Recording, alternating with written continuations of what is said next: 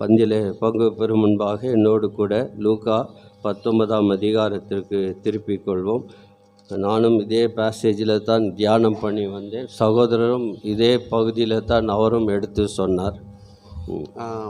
లూకా రాసిన సువార్త 19వ అధ్యాయం తిప్పుకుందాం. அங்கே 19ஆம் அதிகாரம் 28 வசனத்திலிருந்து அந்த 48 வசனங்களை மாறி மாறி வாசிக்கலாம். కనుక 19వ అధ్యాయం లూకా రాసిన సువార్త 28 నుండి 48 వరకు మనం ఉత్తర ప్రత్యుత్తరంగా చదువుకుందాం. Luke Gospel chapter 19 verses 28 to 48. இவைகளை அவர் சொன்ன பின்பு எருசலேமுக்கு புறப்பட்டு முந்தி நடந்து போனார்.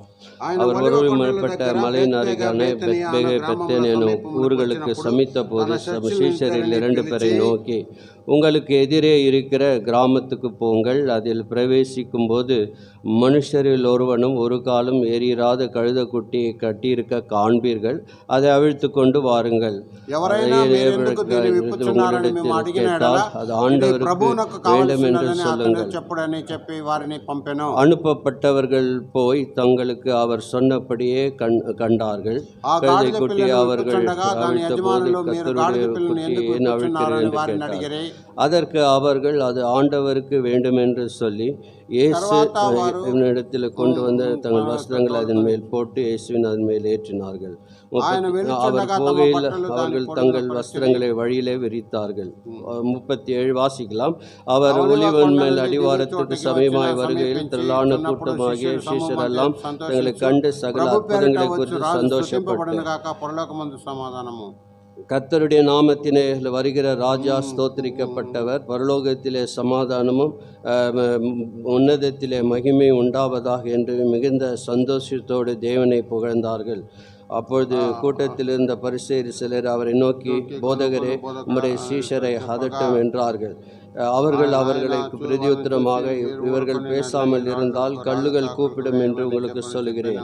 அவர் சமீபமாய் வந்தபோது நகரத்தை பார்த்து அதற்காக கண்ணீர் விட்டு அழுது, உனக்கு கிடைத்த இந்த நாளிலாகிலும் உன் சமாதானத்துக்கு ஏற்றவைகளை நீ அறிந்திருந்தாயானால் நலமாயிருக்கும். இப்போது இவைகள் உன் கண்களுக்கு மறைவாயிருக்கிறது. உன்னை சந்திக்கும் காலத்தை நீ அறியாமற் போனபடினால் உன் சத்துருக்கள் உன்னை சூழ்ந்து மதில் போட்டு உன்னை வளைத்து கொண்டு எப்பக்கத்தில் உன்னை நெருக்கி உன்னையும் உன்னில் உள்ள பிள்ளைகளையும் தரையாக்கி போட்டு உன்னிடத்தில் ஒரு கல்லின் மேல் ஒரு கல் இராதபடி செய்யும் நாட்கள் உனக்கும் வரும் என்றார். பின்பு அவர் தேவாலயத்திலே பிரவேசித்து அதில் விற்கிறவர்களையும் கொள்ளுகிறவர்களையும் புறம்பே துரத்தினார். என்னுடைய வீடு ஜெப வீடாக இருக்கும் எழுதியிருக்கிறது, நீங்களோ அது கல்லர் குகைகள் ஆக்கினீர்களே என்றார். அவர் நாடோறும் தேவாலயத்தில் உபதேசம் பண்ணி கொண்டிருந்தார். பிரதான ஆசாரியரும் வேத பாரகரும் ஜனத்தின் மூப்பரும் அவரை கொலை செய்ய வகை தேடினார்கள். ஜனங்கள் எல்லாரும் அவருக்கு செவி கொடுத்து அவரை அண்டிக் கொண்டிருந்தபடியால் அதை இன்னபடி செய்ய வேண்டும் என்று வகை காணாதிருந்தார்கள். ஜீவனுள்ள தேவன் இந்த வார்த்தைகளை ஆசீர்வதித்து கொடுப்பாராக. జీవగల దేవుడు దివ్య వాక్యం మన కొరకు దీవించి ఇచ్చును గాక. இந்த நாளை குருத்தோலை ஞாயிறாக அனுசரிக்கிறார்கள். ఈ దినము మట్టల ఆదివారముగా ప్రజలు అనుసరిస్తున్నారు. ஆண்டவராகிய இயேசு கிறிஸ்து பவனியாக ஊர்வலம் வந்து எருசலேமை போகிறார். ప్రభువైన యేసు క్రీస్తు ఊరేగించుతూ యెరూషలేములో ప్రవేశిస్తున్నాడు. ஆகவே எல்லாருக்குள்ள ஒரு கொண்டாட்டம் ஏற்பட்டு ஆண்டவரை துதித்து பாடுகிறதை பார்க்கிறோம். అక్కడ అంద పండుగలుగా కొనియాడి ప్రజలందరూ దేవుని స్తుతించి పాడుట మనం గమనిస్తున్నాం. ஆகவே அவர்கள் குருத்தோலைகளை பிடித்து ஆண்டவருக்கு ஓசன்னா ஓசன்னா கர்த்தரின் நாமத்தில் வருகிறவர் ஸ்தோத்திரிக்கப்படத்தக்கவர் என்று பாடினார்கள். కనుక వారు మట్టలను పట్టుకొని ఆ దేవుని సన్నిధిలో ఓసన్నా ఓసన్నా ప్రభు నామమున వచ్చేవాడు స్తుతింపబడును గాక అంటున్నారు. இந்த நாளிலிருந்து இந்த வெள்ளிக்கிழமை வரைக்கும் அது வந்து ஒரு பேஷன் வீக் என்று சில கிறிஸ்தவர்கள் சொல்லுகிற பழக்கம். பேஷன் வீக் என்றால் ஆண்டவர் பாடுபடுகிற வாரமாக இருக்கிறது. కనుక ఈ యొక్క ఆదివారం మొదలుకొని వచ్చే శుక్రవారం వరకు, శుభ శుక్రవారం వరకు ఇది ఒక ప్యాషన్ వారము, లేక ఇది ఒక శ్రమ దినములని కూడా వారు ప్రకటించుకుంటున్నారు. ஆகவே ஞாயிற்றுக்கிழமை அவர் பவனியாக சென்றது அது அவர் அதாவது சிலுவைக்கு போகும் முன்பாக இந்த காரியங்கள் எல்லாம் நடைபெறுகிறது. కనుక ఆదివారం రోజు ఆయన ఊరేగించులో ఆ యెరూషలేములో ప్రవేశించుట సిలువకు ముందు జరుగుతున్న కార్యముగా మనం చూస్తున్నాం. திங்கட்கிழமை அவர் தேவாலயத்தை சுத்தம் பண்ணுகிறவராய் காணப்படுகிறார். కనుక ఆ యొక్క సోమవారము ఆ యొక్క పరిశుద్ధ ఆలయమును దేవాలయమును పరిశుద్ధపరచడాన్ని చూస్తున్నాడు. செவ்வாய்க்கிழமை அன்று அவருக்கும் மத தலைவர்களுக்கு விவாதங்கள் ஏற்படுகிற நாளாய் இருந்தது. కనుక మంగళవారము వారికి మత పెద్దలకి అక్కడ వివాదం తర్కం జరిగినట్టుగా చూస్తున్నాం. வெட்னஸ்டே அவர் ஓய்வெடுத்து இருக்கக்கூடும் என்று வேத பண்டிதர்கள் கூறுகிறார்கள். కనుక బుధవారం ఆయన విశ్రాంతి తీసుకొని ఉండొచ్చని గ్రంథ పండితులు సలహిస్తున్నారు. வியாழக்கிழமை அன்று பஸ்காவை அவர்கள் ஆயத்தம் செய்கிறதை பார்க்கிறோம். కనుక ఆ గురువారం రోజు పస్కాను వారు ఆచరించినట్లుగా చూస్తున్నాం. அந்த பெரிய வெள்ளிக்கிழமை பஸ்கா பலியாக ஆண்டவரே தன்னை அர்ப்பணித்தார் என்ற காரியத்தை எடுத்து காண்பிக்கிறது. ఆ శుభ శుక్రవారం రోజు ప్రభువే పస్కా బలి పశువుగా అసలు మీద అర్పింపబడ్డాడని మనం చూస్తున్నాం. ஆகவே சனிக்கிழமை அவர் கல்லறை தோட்டத்தில் இருந்தார்.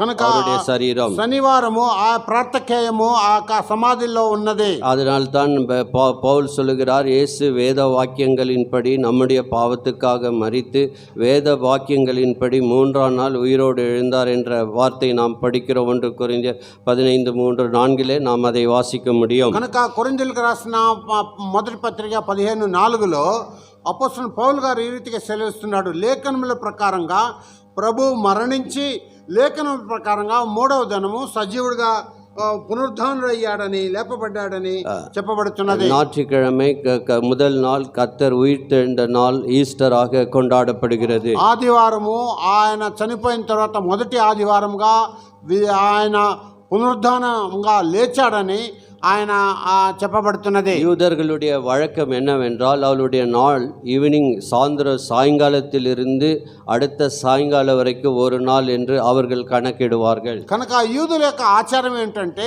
ఇవాళ సాయంకాలం మొదలుకొని వచ్చే రోజు సాయంకాలం వరకు ఒక దినముగా ఆచరిస్తారు. அதனால் தான் அந்த நமக்கு அந்த வெள்ளிக்கிழமை அன்று அவர் சிலுவையிலே பஸ்கா பலியாக ஒப்பு கொடுக்கப்பட்டார். కనుకనే ఆ యొక్క శుభ శుక్రవారం దేదో ఆ రోజు ప్రభు పస్కా బలి పశువుగా అప్పగించబడ్డాడు.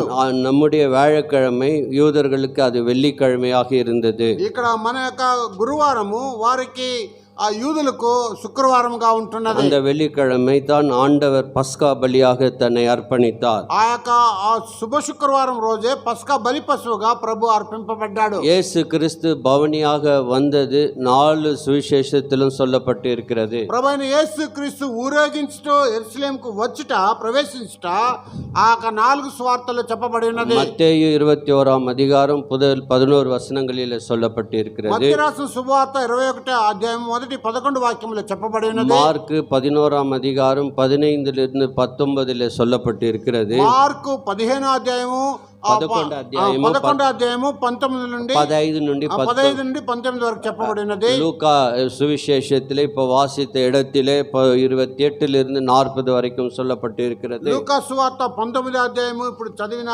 ఆ భాగంలో 28 నుండి 48 వరకు చెప్పబడినది. யோவான் 12ஆம் அதிகாரம் 12ஆம் வசனத்தில் இருந்து கூட இந்த காரியம் சொல்லப்பட்டு இருக்கிறது. యోహాను సువార్త 12వ అధ్యాయము కూడా ఈ కార్యం చెప్పబడి ఉన్నది. 4 సువిశేషங்களிலே இதனுடைய முக்கியத்துவத்தை நாம் வாசிக்க முடியும். కనుక ఆ యొక్క 4 సువార్తల్లో కూడా ఏక ప్రాముఖ్యతను గురించి మనం ధ్యానించగలం. ஆகவே அங்கே யோவான் சொல்லும்போது 12ஆம் அதிகாரம் 13 யோவான் 12:13 வாசிக்கிறோம். యోహాను సువార్త 12:13 మనం చదువుతున్నాము. அவர்கள் அங்கே ஒரு ஸ்பெசிஃபிக்காக அவர் சொல்லுகிறார்.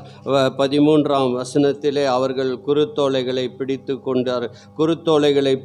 கொண்டு அவருக்கு எதிராக கொண்டு போகும்படி புறப்பட்டு ஓசன்னா கர்த்தருடைய நாமத்தில் வருகிற இஸ்ரவேலின் ராஜா ஸ்தோத்திரிக்கப்பட்டவர் என்று ஆர்ப்பரித்தார்கள். కనుక 13వ వాక్యంలో ఖర్జూరపు మట్టలు పట్టుకొని ఆయన ఎదుర్కొనబోయి జయము ప్రభువా ప్రభు పేరట వచ్చుచున్న ఇశ్రాయేలు రాజు స్తుతింపబడును గాక అని కేకలు వేసిరి. குருத்தோலைகளை பிடித்து கொண்டு they took the palm leaves என்று வாசிக்கிறோம். అక్కడ ఖర్జూరపు మట్టలను పట్టుకొని అని చూస్తున్నాం. இந்த குருத்தோலை எதை குறிக்கிறதா இருக்கிறது? ఈ యొక్క ఖర్జూరపు మట్టలు దేని యొక్క గుర్తింపుగా அது வெற்றிக்கு அடையாளமாக இருக்கிறது. అది విజయమునకు ఆ గుర్తుగా ఉంటున్నది. சமாதானத்திற்கு அடையாளமாக இருக்கிறது. సమాధానమునకు ఆ గుర్తుగా ఉంటున్నది. அது களி கூறுகிற காரியத்தை ஆலயத்திற்கு ஒரு சந்தோஷமான காரியத்தை வெளிப்படுத்த அது காண்பிக்கப்படுகிறது. ఒక సంతోషమైన కార్యమును బయలుపరిచే కార్యముగా ఉంటున్నది. இதே நாம் வெளிப்படுத்தின விசேஷம் ரெவலேஷன் சாப்டர் 7 verse 9 அங்கே ஒரு பெரிய கூட்டத்தை நாம் கவனிக்கிறோம். ఇదే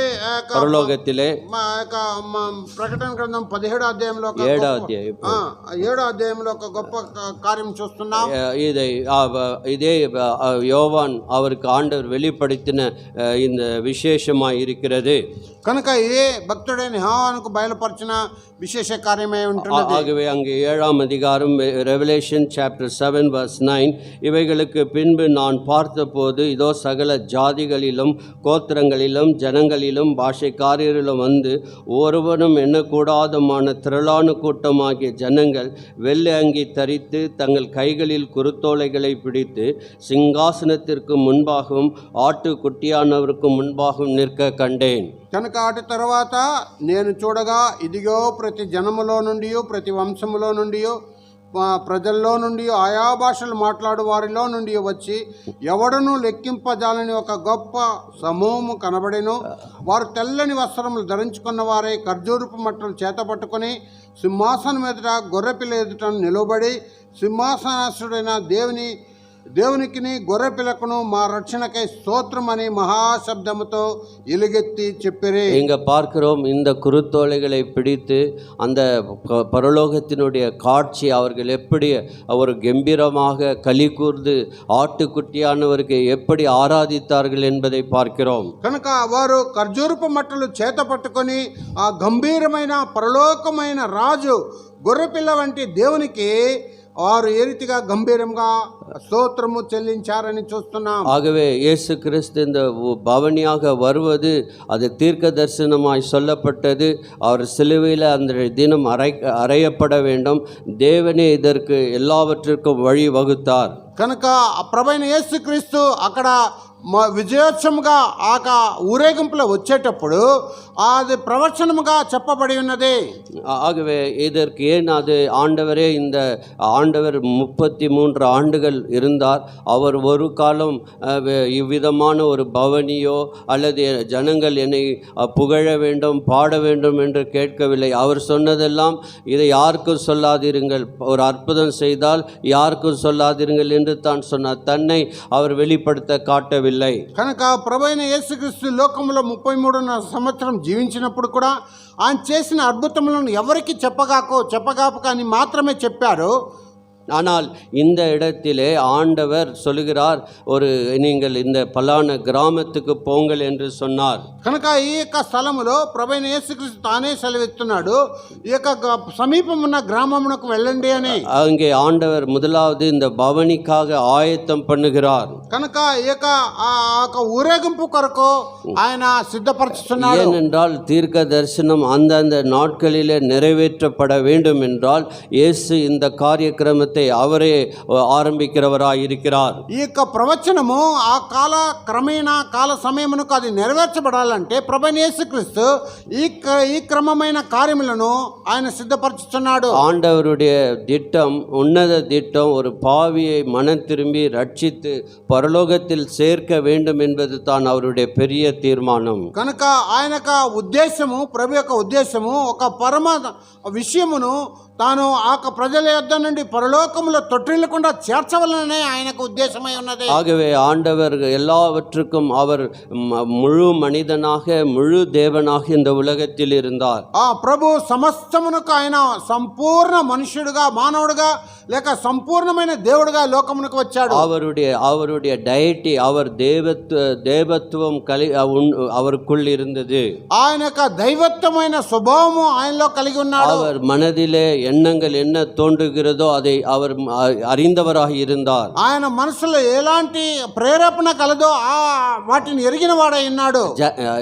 జనங்கள் என்ன யோசிக்கிறார்களோ தேவன் அறிந்தவராய் இருந்தார். ఆ ప్రజల యొక్క మనసు, ఆ ప్రేరేపణ ఏమిటో ఆ ప్రభు ఎరిగిన వాడై ఉన్నాడు. உதாரணமாக சொல்ல வேண்டும் என்றால் ஒரு திமிர்வாதக்காரனை கொண்டு வருகிறதை பார்க்கிறோம். ఉదాహరణగా చెప్పబడినట్లయితే ఒక పక్షవాయువు కలిగిన వాడిని తీసుకొచ్చినప్పుడు மாடியை எல்லாம் இது பண்ணி ஓட்டெல்லாம் எடுத்து கீழே கொண்டு வந்து இறக்கினாங்க. சொன்னாங்க. కనుక ఆ యొక్క ఇంటి కప్పు యొక్క పెంకులను తీసి కిందకి దించారు. ஆண்டவர் சொன்னார், மகனே உன் பாவங்கள் மன்னிக்கப்பட்டது. ఆ యొక్క కుమారుడా నీ పాపములు క్షమింపబడింది అన్నాడు. உடனே இந்த அங்க இருக்கிற பரிசேயர்கள் எல்லாம், இவன் பாவத்தை மன்னிக்க இவன் யார், இவன் தேவதூஷணம் சொல்லுகிறான் என்று கூறினார்கள். అక్కడ ఉంటున్న పెద్దలందరూ కూడా ఈ పాపమును క్షమించడానికి ఈయన ఎవరు, ఈయన దేవదూషణ చేస్తున్నారు ஆகவே అంటున్నారు. அவர் முழு தேவனாகவும் முழு மனிதனாகவும் இருந்தார். కనుక సంపూర్ణ దేవుడై ఉన్నాడు, సంపూర్ణమైన మానవుడై ఉన్నాడు. இப்போது ஆயத்தத்தை அவர்கள் எப்படி இந்த பவனியை ஆயத்தப்படுத்த வேண்டும் என்று சொல்லுகிறார். కనుక ఆ యొక్క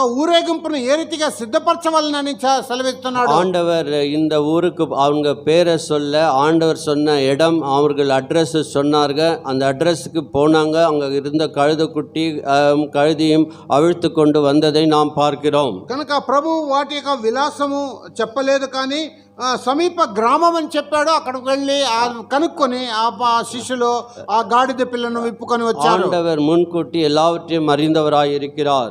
ప్రభు ముందుగానే సమస్తమును ఎరిగిన వాడై ఉన్నాడు. 30ஆம் வசனத்தில் கவனிக்கிறோம், 19:30 வாசிக்கிறோம். 19:30 చదువుతున్నాం లూకా సువార్తలో. இந்த குருத்தோலை ஞாயிறு எப்படி ஆயத்தம் அவர் செய்கிறார் என்பதை இந்த வசனம் சொல்லுகிறது. ఖర్జూరపు మట్టల ఆ యొక్క ఊరేగింపు ఏ రీతిగా సిద్ధపరుస్తున్నాడని எதிரே இருக்க கிராமத்துக்கு போங்கள், ఎదుటిగా ఉన్న గ్రామమునకు వెళ్ళుడి. அதில் பிரவேசிக்கும் போது மனுஷரில் ஒரு காலும் ஏறிராத கழுதைக்குட்டியை கட்டியிருக்க காண்பீர்கள், அவிழ்த்து கொண்டு வாருங்கள். అందులో మీరు ప్రవేశించగానే కట్టబడి ఉన్న ఒక గాడిద పిల్ల మీకు కనబడును. దాని మీద ఎవరు ఎక్కని, ఏ మనుషుడు ఎక్కడు, ఎన్నడూ కూర్చుండలేదు, దాన్ని విప్పి తీసుకొని రండి. ஆண்டவர் சொல்லுகிறார், இந்த கிராமத்தில் போனால் அங்கே கழுதை காண்பீர்கள், எனக்காக அவிழ்த்துக்கொள். யாராவது உங்களை கேட்டால் எஜமானுக்கு தேவை என்று சொல்லுகிறார். కనుక ప్రభు సెలవిచ్చాడు, ఈ గ్రామానికి వెళ్ళండి, ఒక గాడిద పిల్ల ఉంటుంది, దాటిని విప్పుకొని రండి. ఎవరైనా మిమ్మ అడిగినట్లయితే ఇది నా యజమానికి కావాల్సి ఉన్నదని చెప్పండి అన్నాడు. 32ஆம் வசனத்திலே அந்த சீஷர்கள் ஆர்கியூமெண்ட் பண்ணவில்லை, கேட்கவில்லை. ஆனால் அவர்கள் ஆண்டவர் சொன்னதை நிறைவேற்றுகிறார்கள். 32వ వాక్యంలో ఆ శిష్యులు ఆయనకు బదులు చెప్పలేదు, ఆయన తర్కించలేదు. వారు వెంటనే వెళ్ళి దేవునికి లోబడి ఆ పని చేశారు. அனுப்பப்பட்டவர்கள் சொன்னபடியே அவர்கள் கொண்டு வந்தார்கள். పంపబడిన వారు వెళ్ళి ఆ చెప్పిన రీతిగానే వాటిని తీసుకొని వచ్చారు. 33ஆம் வசனத்தில் அந்த கழுதை அவிழ்க்கும் போது கேட்கிறார்கள், அது ஆண்டவருக்கு தேவை என்று சொல்லும்போது அவர்கள் ஒன்றும் சொல்லவில்லை. ஆண்டவர் சொன்ன மாதிரி எக்ஸாக்டா நடக்கிறதை நாம் கவனிக்கிறோம். కనుక అక్కడ గాడిద పిల్లను విప్పుచుండగా ఆ దాని యజమానులు, మీరు గాడిద పిల్లని ఎందుకు విప్పుచున్నారని వారు అడిగిరి. అయితే అది దేవునికి ప్రభునకు కావాల్సి ఉన్నదని వారు చెప్పినప్పుడు అక్కడ గమనించవలసింది ఏంటంటే, ప్రభు ఏ రీతిగా ముందుగానే నిర్ణయించి చెప్పాడు, అది అక్కడే అలాగే స్పష్టంగా జరుగుతున్నది. ஆகவே ஆண்டவர் அவர்களுடைய பெயரையும் அவர்களுடைய, ஏனென்றால் அந்த சூழ்நிலை எருசலேமிலே இந்த மத தலைவர்கள் பயங்கரமான வகை தேடி கொண்டிருந்தார்கள், எப்படி அவரை கொல்ல வேண்டும் என்று வகை தேடி கொண்டிருந்தார்கள். కనుక ప్రభు వారి పేరును కానీ వారి యొక్క విలాసం కానీ చెప్పలేదు. ఎందుకనగా ఆ యెరూషలేం పట్టణంలో ఉన్న మత పెద్దలు భయంకరమైన కుట్ర కలిగిన వారే ఏ రీతిగా ప్రభును చంపవలనని ఆలోచన చేసిన వారై ఉన్నారు. அங்கே பார்க்கிறோம், லூக்கா 19:42 இந்த மத தலைவர்களுடைய எண்ணங்களை பார்க்கிறோம். కనుక లూకా రాసిన సువార్త 19:42లో మత పెద్దల యొక్క ఆ కార్యమును మనం చూస్తున్నాం. அங்கே கடைசி வசனத்திலே பாகத்திலே அதை இன்னப்படி செய்ய வேண்டும் என்று வகை காணாதிருந்தார்கள். కనుక కடைసి ఆఖరి భాగంలో అది ఈ సంగతులను తెలుసుకునేలా ఏమి చేయవాలని ఆలోచించారు.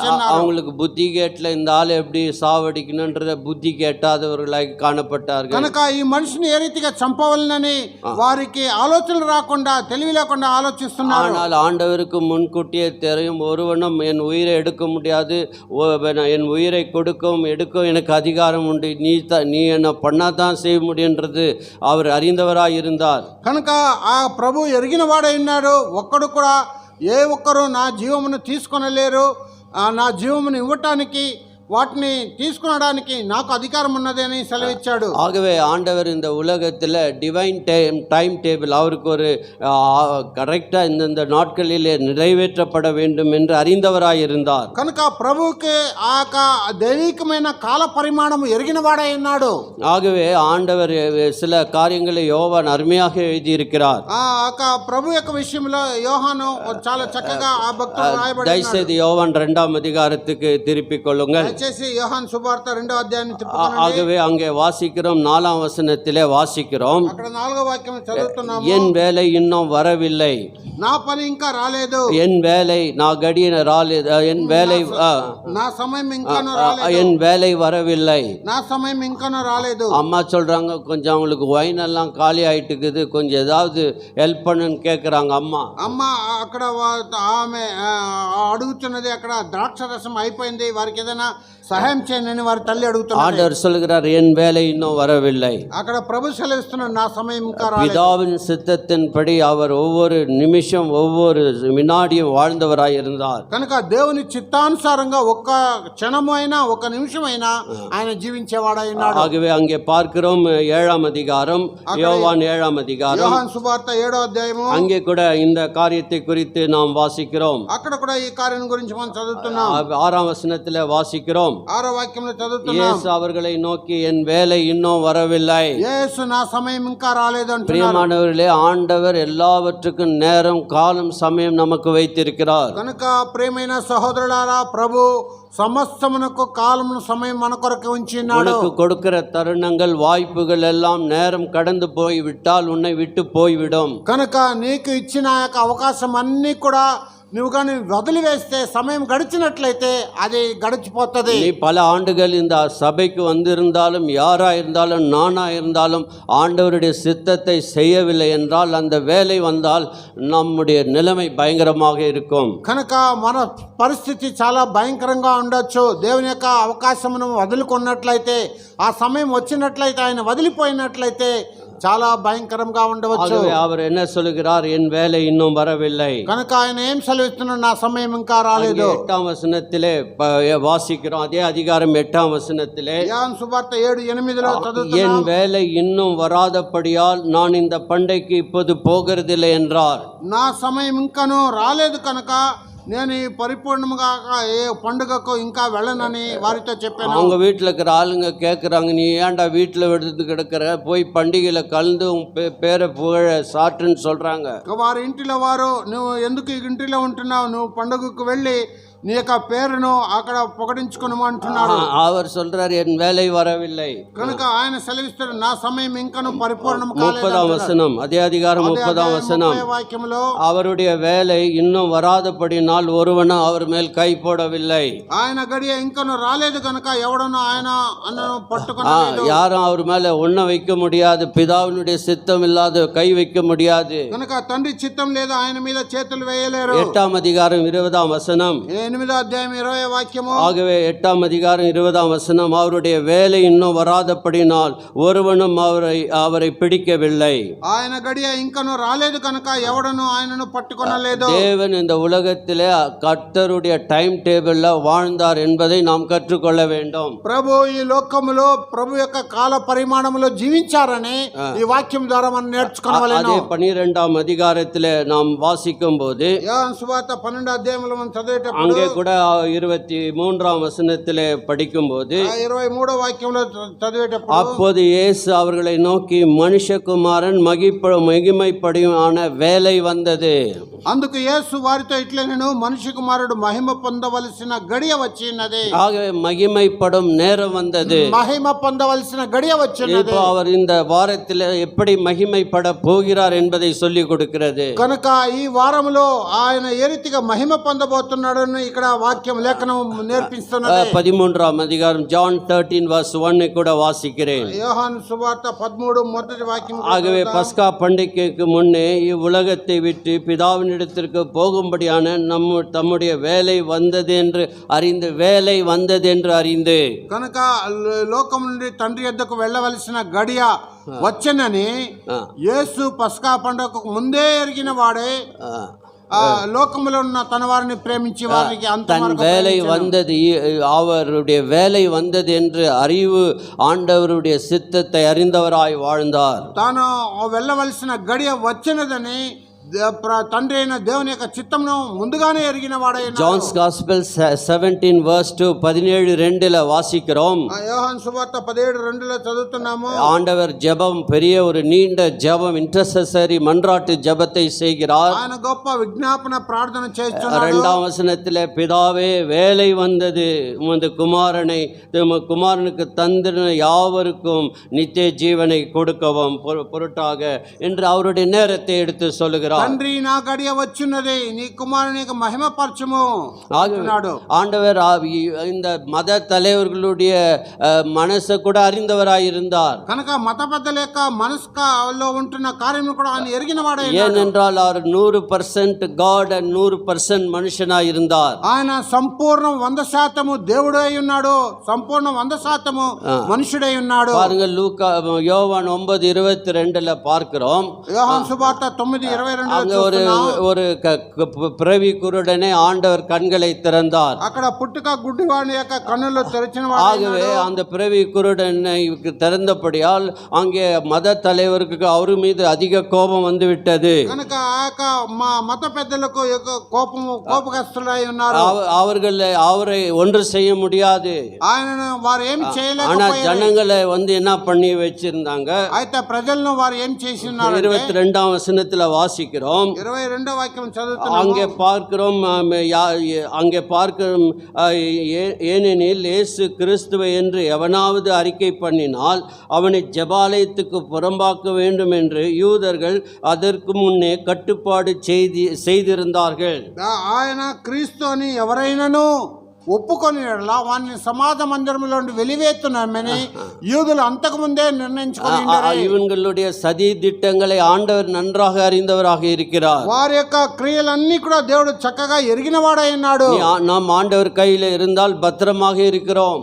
మనం దేవుని చేతిలో ఉన్నట్లయితే మనం భద్రపరచబడిన వారమే. அங்கே பார்க்கிறோம், யோவான் 7ஆம் அதிகாரம் 1ஆம் வசனத்தை கூட வாசிக்கிறேன். யோவான் சுவார்த்தை 7 మొదటి వాక్యం కూడా அங்க வாசிக்கும் போது, இவைகளுக்கு பின்பு யூதர்கள் இயேசுவை கொலை செய்ய வகை தேடினபடியால் they are searching ways and means how to kill him. కనుక అటు తర్వాత యూదులు ఆయన చంప వెదికినందున 19ஆம் வசனத்தை கூட வாசிக்கிறேன். అదే 19వ వాక్యం కూడా చదువుతున్నాము. மோசே நியாயப்பிரமாணத்தை உங்களுக்கு கொடுக்கவில்லை, அப்படி இருந்து உங்களில் ஒருவன் அந்நியாயப்பிரமாணத்தின்படி நடக்கிறதில்லை, ஏன் நீங்கள் என்னை கொலை செய்ய தேடுகிறீர்கள் என்றார். మోసే మీకు ధర్మశాస్త్రం ఇయ్యలేదా, అయినను మీలో ఎవడను ఆ ధర్మశాస్త్రమును గైకొనడు, మీరెందుకు నన్ను చంప చూస్తున్నారని వారితో చెప్పారు. ஆகவே அவர் கேட்கிறார், நியாயப்பிரமாணம் இப்படி சொல்லுது, நீ ஏன்டா என்ன தேடின்னு இருக்கிற, கொலை செய்யன்னு கேட்கிறாரு. కనుక ధర్మశాస్త్రం ఈ రీతిగా సెలవిస్తున్నది, మీరెందుకు నన్ను చంపడానికి చూస్తున్నారు అంటున్నారు. 7:25 கூட வாசிக்கிறேன். 7:25 కూడా அப்போது எருசலேம் நகரத்தார் சிலர் இவனை அல்லவா கொலை செய்ய தேடுகிறார்கள். எருசலேம் வாரிలో కొందరు వారు చంప వెదుకువాడు ఈయనే కదా. ஆகவே ஆண்டவருக்கு எல்லா த்ரெட்டனிங்ஸ், அவருக்கு எதிர்ப்புகள், பல காரியங்கள் வரும் அறிந்தவராயிருந்தார். కనుక ప్రభువుకు కూడా దేవుడై ఉన్నప్పుడు కూడా అనేక కార్యములు ఆయన ఎదిరించుటకు ఆ కార్యములు వచ్చుతున్నదని ఆయన ఎరిగిన వాడై ఉన్నాడు. 8ஆம் அதிகாரம் 37ஆம் வசனத்தை கவனிக்கும் போது, யோவான் சுவார்த்தை 8:37 కూడా చూసేటప్పుడు, நீங்கள் ஆபிரகாமின் சந்ததியார் என்று அறிவேன், ஆனாலும் உங்களுக்குள்ளே என் உபதேசம் இடம் பெறாதபடியால் என்னை கொலை செய்ய தேடுகிறீர்கள். మీరు అబ్రహాం సంతానం అని నాకు తెలియను, అయినను మీలో నా వాక్యమునకు చోటు లేదు కనుక నన్ను చంప వెదుకుతున్నారు. அவர்களுக்கு அந்த வாக்கியத்தை ஏற்றுக்கொண்டிருந்தால், வாக்கியம் வேலை செய்திருந்தால் இந்த விதமான கீழ்த்தரமான வேலைகள் செய்திருக்க மாட்டார்கள். కనుక ఆ ప్రజలు ఆ వాక్యమును అంగీకరించి ఆ వాక్యము వారిలో పనిచేస్తున్నట్లయితే ఇలాంటి ఆ కార్యమును వారు ఆలోచించి ఉండరు. ஆகவே இங்க பார்க்கிறோம், ஆண்டவர் இந்த பஸ்காக்கு ஆயத்தம் செய்கிறார். కనుక ఇక్కడ చూస్తున్నాం, ప్రభు ఈ పస్కా కొరకు సిద్ధపరుచుచున్నాడు. ஆண்டவருடைய வேலை வந்தது, அவர் என்ன செய்ய வேண்டும் என்று அறிந்தவராயிருந்தார். దేవుని యొక్క గడియ వచ్చినది, ఆయన ఏం చేయవలనని ఎరిగిన వాడై ఉన్నాడు. ஆகவே ஆண்டவர் ஏன் கோவேறு கழுதின் மேல் ஏறினார் என்று நாம் அறிந்து கொள்ள வேண்டும். ఎందుకు గాడిద పిల్ల మీద ఎక్కాడని మనం ఎరిగిన వారమే. ராஜாக்கள் எல்லாம் குதிரைகளிலே தான் ஏறுவார்கள். రాజులందరూ కూడా గుర్రం మీదనే ఎక్కుతారు. ஏன் கழுதையின் மேல் அவர் ஏற வேண்டும்? ఎందుకు ఆ గాడిద మీద ఎక్కాలి? தீர்க்க தரிசனம் சொல்லப்பட்டு இருக்கிறது. ప్రవచనం చెప్పబడినది. அங்கே பார்க்கிறோம், தாவீது கூட கோவேறு கழுதையின் மேலே சவாரி செய்தவனாய் இருக்கிறார். దావీదు కూడా ఆ యొక్క గాడిద పిల్ల మీద సవారీ చేసిన వాడై ఉన్నాడు. 1 ராஜாக்கள் 1ஆம் அதிகாரம், 1 King chapter 1. మొదటి రాజులు 1వ అధ్యాయము. அங்கே படிக்கிறோம், அங்கே சாலோமோன் ராஜாவாக ஏற்படுத்தின பிறகு என்ன செய்கிறார்கள்? కనుక సాలొమోన్ రాజుగా ఆయన అభిషేకించిన తర్వాత ఏం చేస్తున్నారు? ஆகவே எப்படி பைபிள் எப்படி ஒண்ணுக்கு ஒன்று லிங்க் பண்ணுகிறது, எப்படி அதை இணைக்கிறதா இருக்கிறது என்று வாசிக்கிறோம். కనుక ఏ రీతిగా బైబిల్ గ్రంథంలో ఒకటికి ఒకటి లింక్ అంటే వాటిని చేకూర్చుతున్నదని చూస్తున్నాం. 1 ராஜாக்கள் 1ஆம் அதிகாரம் 33ஆம் வசனத்தை வாசிக்கிறேன். మొదటి రాజులో మొదటి అధ్యాయము 33వ వాక్యం చదువుతున్నారు. சத்தியத்தை நாம் கற்றுக்கொள்ள வேண்டும் என்றால் இதெல்லாம் தெரிந்தால்தான் நாம் கொஞ்சம் புரிந்து ஆண்டவரை இன்னும் நேசிக்க முடியும், இன்னும் அண்டிக் கொள்ள முடியும் என்பதுதான் ஆண்டவருடைய வசனம் நமக்கு போதிக்கிறது. కనుక సత్యమును మనం నేర్చుకోవాలంటే దేవుని యొక్క గ్రంథంలో లేఖనములను పరిశీలించి పరిశోధించి చూసుకొని మనం నేర్చుకొనవలెను. அங்கே பார்க்கிற 33ஆம் வசனத்திலே அவர்கள் ராஜாவுக்கு முன்பாக பிரவேசித்த போது, அதாவது தாவீதுக்கு முன்பாக ராஜா அவர்களை நோக்கி, நீங்கள் உங்கள் ஆண்டவனுடைய சேவகரை கூட்டிக் கொண்டு என் குமாரனாகிய சாலோமோனை என் கோவேறு கழுதையின் மேல் ஏற்றி அவனை சீகோனுக்கு அழைத்து கொண்டு போங்கள். కనుక అంతటా రాజు, మీరు మీ ఏలిన వాడనైన నా సేవకులను పిలుచుకొని పోయి నా కుమారుడైన సాలొమోనును నా కంచెర గాడిద మీద ఎక్కించి గీయోనునకు తీసుకొని పోయి. அங்கே பார்க்கிற 44ஆம் வசனத்தில் வாசிக்கிறோம். 44వ వాక్యంలో చదువుతున్నాం. ராஜா ஆசாரியனாகிய சாதோக்கையும் தீர்க்கதரிசியாகிய நாத்தானையும் யோய்தாவின் குமாரன் பெனியாவையும் கிரேத்தியரையும் பிலேத்தியரையும் அவனோடு அனுப்பினார்கள். அவர்கள் அவனை ராஜாவுடைய கோவேறு கழுதின் மேல் ஏற்றினார்கள்.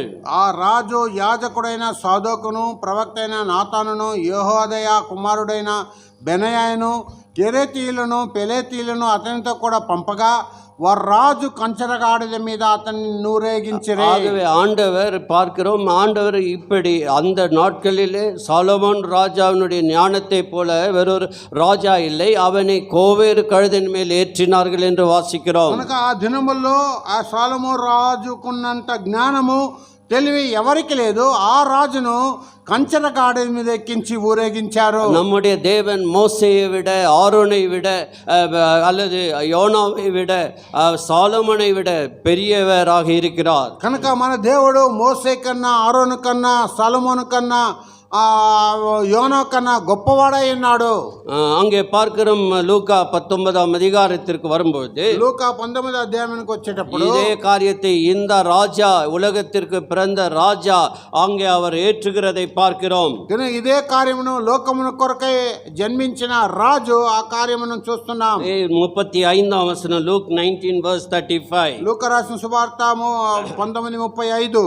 அதை இயேசுவினிடத்தில் கொண்டு வந்து தங்கள் வஸ்திரங்களை அதின் மேல் போட்டு இயேசுவை அதின் மேல் ஏற்றினார்கள். ఆ గాడిద పిల్లను యేసు నద్దకు తోలుకొని వచ్చి ఆ గాడిద పిల్ల మీద తమ బట్టలు వేసి యేసును దాని మీద ఎక్కించి, ஆகவே இயேசு கிறிஸ்து ஒருவனும் ஒரு காலம் ஏறிராத அந்த கழுதின் மேல் உட்கார்ந்தார் என்று வாசிக்கிறோம். యేసు క్రీస్తు ఎవడును దాని మీద ఎన్నడను కూర్చుండలేని ఆ గాడిద మీద ప్రభు కూర్చున్నాడని. ஆண்டவருக்கு அந்த கழுதை எப்படி தன்னை ஒப்பு கொடுத்ததோ நாம் பார்க்க வேண்டும். కనుక ప్రభువుకు ఆ గాడిద పిల్ల ఏ రీతిగా సమర్పించుకున్నదో మనం చూస్తున్నాం. இந்த கழுதை வந்து அதனுடைய யோக்கை சரியாக சரி பண்ணாவிட்டால் கழுதை பலதரமான பிஹேவியர் பண்ணக்கூடியதாக இருக்கிறது. కనుక ఆ యొక్క గాడిద యొక్క ఆ మెడను సరిగ్గా పెట్టలేకపోతే అది అనేక రకములైన మార్గంలో మళ్ళీపోతుంది. ஆகவே நாம் தாவீது ராஜா ஒரு காரியத்தை சொல்லி இருக்கிறார். దావీదు రాజు ఒక కార్యం చెప్పినాడు. அங்கே பார்க்கிறோம், சங்கீதம் 51ஆம் அதிகாரத்தில், சங்கீதம் 32ஆம் அதிகாரத்தில் வாசிக்கிறோம். కీర్తన 32వ అధ్యాయంలో చదువుతున్నాము. அவர் பாவத்தை மறைத்து ஒளித்து வைத்திருந்த போது அவருக்கு எல்லாம் வேதனை வந்தது. ఆయన అతిక్రమమును ఆయన దాచి పెట్టిన దాన్ని బట్టి అనేక సంకటము శ్రమ వచ్చినది. அவர் ஆண்டவரிடத்திலே விசேஷ பாடங்களை கற்றுக்கொண்டார். ఆయన ప్రభు యొద్ద విశేషమైన పాఠములు నేర్చుకున్నాడు. அவர் ஒரு காரியத்தை நமக்கு கற்றுக் கொடுக்கிறார். ఆయన ఒక కార్యమును మనకు నేర్పిస్తున్నాడు. 9ஆம் வசனத்துல வாசிக்கிறோம். 9వ వాక్యం చదువుతున్నాము. வாரினாலும் கடிவாளத்தினாலும் வாய் கட்டப்பட்டால் ஒழியே உன்கிட்ட சேராத புத்தி இல்லாத குதிரை போலவும் கோவேறு கழுதை போலும் இருக்க வேண்டாம். కనుక బుద్ధి జ్ఞానం లేని గుర్రము వలనైనను కంచెర గాడిద వలనైనను మీరు ఉండకూడి అవి నీ దగ్గరకు తేబడినట్లు వాటి నోరు వారుతోనూ కళ్ళముతోనూ బిగింపవలెను. ஆகவே இங்கே பார்க்கிறோம் 2 காரியத்தை சொல்கிறார். குதிரை போல இருக்க வேண்டாம், அதாவது கோவேறு கழுதை போல இருக்க வேண்டாம் என்று வாசிக்கிறோம். ఇక్కడ 2 కార్యాలను బట్టి చెప్పబడుతున్నది. సారీ, గుర్రముల వలె ఉండకూడదు, కంచెర గాడిద వలె ఉండకూడదు. ஆகவே சில நேரத்தில் நம்முடைய ஜீவியத்தில் ஆண்டவரை விட முந்தி ஓட பிரயாசப்படுகிறோம். కొన్ని దినముల్లో మనం జీవితంలో దేవుని కన్నా ముందుగా పరిగెత్తవలసిన వారమై ఉంటున్నాం. குதிரை வேகமாக பாயக்கூடியதாக இருக்கிறது. గుర్రము అతి వేగముగా పరిగెత్తేదిగా ఉంటున్నది. கழுதை அடமெண்டாக మొండిயாக நின்றுவிடும். గాడిద అయితే చాలా మొండిగా ముందుకు వెళ్ళదు. எவ்வளோ அடிச்சாலும் வச்சாலும் அது நகராது. ఎంత కొట్టినా ఎంత తరిమినా అది అక్కడి నుంచి జరగదు. இதிலிருந்து என்ன சொல்கிறார்? நாம் அதை போல இருக்க வேண்டாம் என்று சொல்லி கொடுக்கிறார். దీన్ని బట్టి మనం ఏం నేర్పిస్తున్నాడు మనకంటే దానివల్లే మనం ఉండకూడదు అనేసి. இந்த கழுதை அவிழ்த்து அவர் ஒரு காலம் ஒருவனும் ஏறிராத அந்த கழுதையின் மேலே உட்காரும் போது அந்த கழுதை அவரை சுமந்து கொண்டு போனது. కనుక ఎవరును ఏ మనుషుడు ఎన్నడూను కూర్చుని లేని ఆ గాడిదను తీసుకుని వచ్చే దాని మీద కూర్చున్నప్పుడు ఆ గాడిద ఆయన మోసుకొని పోతాడు. ஆண்டவருடைய காரியங்களை பார்க்கும்போது ஆண்டவர் எல்லாவற்றின் மேலே ராஜாவாக இருந்தார். ప్రభు యొక్క కార్యమును గమనించినప్పుడు ఆయన సమస్తమును ఆయన దాని మీద రాజుగా ఉన్నాడు. ஆகவே அவர் காற்றை அமர்த்தி இறையாதே அமைதலாயிரு என்று சொன்னபோது செய்தது. ఆయన గాలిని గద్దించి నెమ్మదిగా ఉండమంటప్పుడు నెమ్మదిగా నిమ్మలమైనది. ஆகவே அநேக பிசாசுகள் பிடித்த லேகியனை அவனுக்குள் இருக்கிற அந்த பிசாசை விரட்டு அவர் வார்த்தை சொன்னபோது அது போய்விட்டது. అనేక దయ్యములు పట్టిన ఆ సేనను ఆయన గద్దించినప్పుడు ఆ దయ్యములు పారిపోయినవి. ஆகவே ஒரு கடலுக்கு போய் முதலாவது மீன் பிடி, அந்த துண்டியிலே வருகிற மீனை வாயை திறந்து பார், நாணயம் இருக்கும் என்று சொன்னவன். కనుక ఒక సముద్రమునకు వెళ్ళి నువ్వు చేపను పట్టము, ఆ మొదటిగా వచ్చే ఆ చేప నోటిలో ఒక నాణ్యము దొరుకుతుంది అన్నాడు. அவருக்கு வியாதியின் மேல் அதிகாரம் இருந்தது. ఆయనకు వ్యాధి మీద అధికారం ఉన్నది. மரணத்தின் மேல் அதிகாரம் இருந்தது. மரணம் పైన అధికారం ఉన్నది. பார்க்கிறோம், எல்லாம் ஆயத்தம் செய்து அவர் பவனியாக அந்த எருசலேமிலே பவனி போகிறார். కనుక ఇప్పుడు సమస్తమును సిద్ధపరచుకొని ఆ యెరూషలేములో ఆ భయోత్సవంగా ఊరేగింపుకు వెళుచున్నాడు. அவர்கள் அறியாமலே அந்த தீர்க்க தரிசன வார்த்தைகளை அவர்கள் நிறைவேற்றுள்ளாய் இருக்கிறார். వారికి తెలియకనే ఆ ప్రవచన వాక్యములను నెరవేర్చేవారై ఉన్నారు. ஆகவே மத்தேயுவிலே நாம் படிக்கும்போது தீர்க்க தரிசனம் நிறைவேறும்படியாக இப்படி நடந்தது என்ற ஒரு பதத்தை அடிக்கடிக்கு வாசிக்கலாம். మత్తయి రాసిన సువార్తలో మనం చదివేటప్పుడు ప్రవచనం నెరవేరే రీతిగా ఈ కార్యం జరిగినదని మనం మాటి మాటికి చదవాలి. மத்தேயு என்பவர் யூதர்களை மனதில் வைத்து எழுதின இந்த சுவிசேஷத்தை குறித்து நாம் படிக்கும்போது ఇక్కడ మత్తయి యూదులను మనసులో ఉంచుకొని రాయబడిన సువార్తను చూస్తున్నాం. அங்கே பார்க்கிறோம், மத்தேயு 12ஆம் அதிகாரத்தில் வாசிக்கிறோம். మత్తయి రాసిన సువార్త 12వ అధ్యాయంలో చదువుతున్నాం. மன்னிக்கணும், 21ஆம் அதிகாரம், 21వ అధ్యాయంలో క్షమించండి. அங்கே வாசிக்கிறோம். அங்கே ஒரு வசனத்தை அவர் சொல்லுகிறார். అక్కడ ఒక వాక్యం ఆయన చెప్తున్నాడు. அங்கே தேவன் பாருங்கள், தீர்க்கதரிசி 4వ వచనం வாசி. ప్రవక్తల వలన చెప్పబడినది నెరవేరినట్లు ఇది జరిగెను. అదేమనగా, ఇదిగో నీ రాజు స్వాతికుడై గాడిదను గాడిద బారక ఆ పశు పిల్ల మీద చిన్న గాడిదను ఎక్కి నీ యొద్దకు వచ్చుచున్నాడు. 5ஆம் வசனத்தில் என்ன சொல்லுகிறார்? 5వ వాక్యంలో ఏం సెలవిస్తున్నాడు? தீர்க்கதரிசினால் உரைக்கப்பட்டது நிறைவேறும்படி இதெல்லாம் நடந்தது. తెలుగులో 4వ వాక్యంలో ఉన్నదండి, ప్రవక్త వలన చెప్పబడినది నెరవేరినట్లు ఇది జరిగెను. ஆகவே அங்கே பெரிய செலிப்ரேஷன், அவரை ராஜாவாக ஓசன்னா ஓசன்னா தாவீதின் குமாரனுக்கு ஓசன்னா என்று பாடிக்கொண்டு అక్కడ போகிறார்கள். గొప్ప పండుగ కొనియాడుచున్నారు. ఆ దావీదు కుమారుడైన ఓసన్నా ఓసన్నా అని అక్కడ ప్రభు పేరట వచ్చేవాడు స్తుతింపబడును అంటున్నారు. நான் இந்த காலை வேளையிலே இப்படி வரும்போது அந்த சபையிலே எல்லாரும் குருத்தோலைகளை பிடித்து நின்று கொண்டிருக்கிறதை பார்த்தேன். ఆ ఉదయకాలము ఆ సంఘంలో వచ్చేటప్పుడు అందరూ ఆ యొక్క ఖర్జూరపు మట్టలు పట్టుకొని నిలబడి ఉంటా చూశాను. எனக்கு உடனே இது ஒரு ஃப்ளாஷ். அப்போ அந்த நாட்களிலே ஆண்டவரை வைத்து எவ்வளோ ஒரு ஆர்ப்பாட்டம், எவ்வளோ ஒரு கொண்டாட்டம் கொண்டாடி இருப்பார்கள். వాటిని చూసిన వెంటనే నాకు ఒక జ్ఞాపకం వచ్చింది. ఆ దినాల్లో దేవుని చూసి ఎంత కొనియాడి ఉంటారు, ఎంత పండుగ ఆచరించి ఉంటారు. சிறப்பான வரவேற்பு, ராஜா ఉన్నதத்தில் வருகிறவர் ஓசன்னா என்று பாடினார்கள். కనుక ఎంతో గొప్ప ఆహ్వానం ద్వారా వారు ఆ ఓసన్నా ప్రభు పేరట వచ్చేవాడు రాజు స్తుతింపబడును గాక. இப்போது ஆயத்தம் பண்ணிவிட்டார். இப்போ செலிப்ரேஷனுக்குள்ள போவோம். ఇప్పుడు ఆయన సిద్ధపరిచున్నాడు. ఇప్పుడు కొనియాడుటకు వెళ్ళుచున్నారు. 37 அதே 19:37 இருந்து கவனிக்கும் போது అదే 19 అధ్యాయం 37 నుంచి గమనించాలి. அங்கே பார்க்கிறோம் எப்படி அவர் ஒலிவமனை அடிவாரத்திற்கு சமீபமாய் வருகையில் திரளான கூட்டமாகிய சீஷரெல்லாம் தங்கள் கண்டு சகல அற்புதங்களை குறித்து சந்தோஷப்பட்டார்கள். ఒలివ కొండ నుండి దిగి చోటుకి ఆయన సమీపించుచున్నప్పుడు శిష్యులు సమూహం అంతయు సంతోషించు ప్రభు పేరట వచ్చి రాజు స్తుతింపబడును గాక, పరలోకమందు సమాధానమును సర్వోన్నతమైన స్థలములో మహిమయు ఉండును గాక. அவர்கள் அங்கே பார்க்கிற ஒரு ஆர்ப்பாட்டம், ஒரு களிக்கூறுதலை பார்க்கிறோம். అక్కడ ఒక ఆర్భాటము, ఒక సంతోషము, ఆ సమాధానము అక్కడ చూస్తున్నాం. பாருங்க, சங்கீதம் 118 தீர்க்க தரிசனமாக அவர்கள் சொன்ன சங்கீதத்தின் வார்த்தைகள்.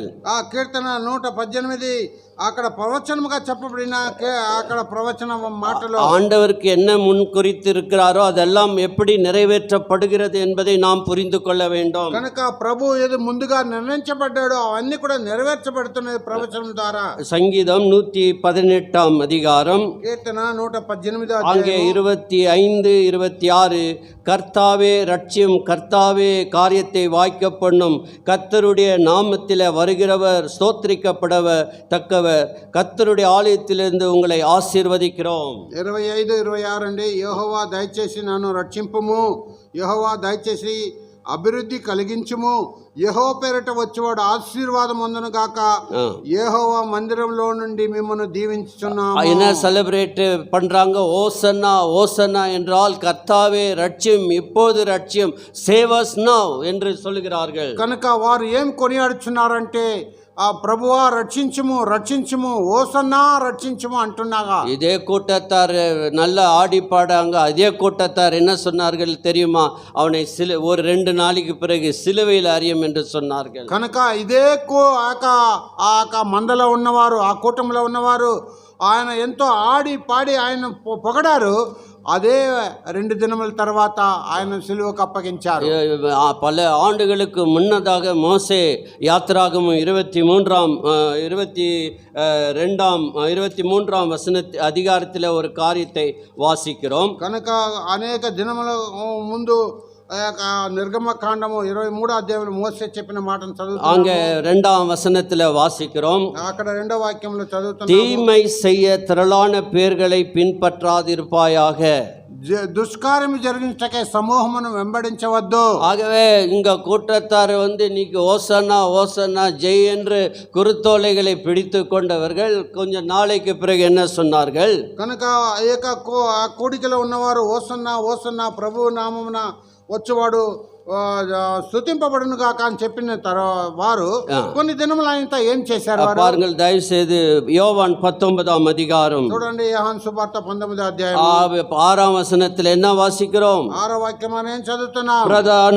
ஆசாரியரும் வேத பார்கரும் அவரை கண்டபோது சிலுவையில் அறியும், சிலுவையில் அறியும் என்று சத்தமிட்டார்கள். ప్రధాన యాజకులు బంట్రతులు ఆయన చూసి సిలువేయము సిలువేయము అని కేకలు వేయగా, ஆகவே அவர் தீர்க்க தரிசனம் நிறைவேற வேண்டும், அவர் சிலுவையில் போக வேண்டும். அந்த நேரம் குறிக்கப்பட்டபடியால் தீர்க்க தரிசனம் எல்லாம் நிறைவேற்றும்படி தேவன் முன்னே போய் செலிப்ரேஷன்ல முடிகிறதை பார்க்கிறோம். కనుక ఆయన దేవుని యొక్క ఆ చిత్తము నెరవేర్చబడలాగున, ప్రవచనం నెరవేర్చబడలాగున ఆయన ఎరిగిన వాడే ఆయన మొట్టమొదటిగా ఆ యొక్క శిలువ కార్యమునకు ముందుగా ఆయన ఊరేగింపులో ఆ యెరూషలేములో ప్రవేశించిన వాడైనాడు. அது ஆராதனை நேரத்தில் கூட சகரியா 9:9 படித்தோம். இதோ உன் ராஜா வருகிறார் என்று படித்தோம். కనుక ఆరాధన సమయంలో కూడా జకరియా 9 చదివాం, ఇదిగో నీ రాజు వచ్చుచున్నాడని.